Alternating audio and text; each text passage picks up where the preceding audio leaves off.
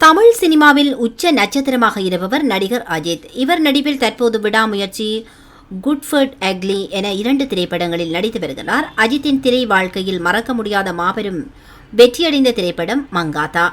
இப்படத்தை இயக்கியவர் இயக்குனர் வெங்கட் பிரபு.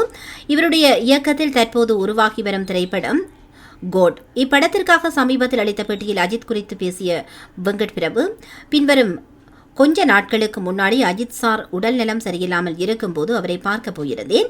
போவதற்கு முன்னால் விஜய் சார் கிட்ட அஜித் அண்ணாவை பார்க்க போறேன்னு சொன்னேன்.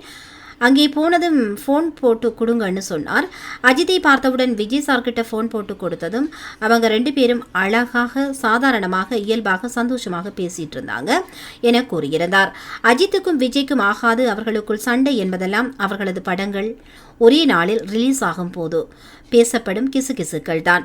என்னதான் இருவரும் தொழில் ரீதியாக போட்டியாளர்கள் என்றாலும் கூட நிஜ வாழ்க்கையில் நல்ல நண்பர்கள் என்பதே நிதர்சனம்.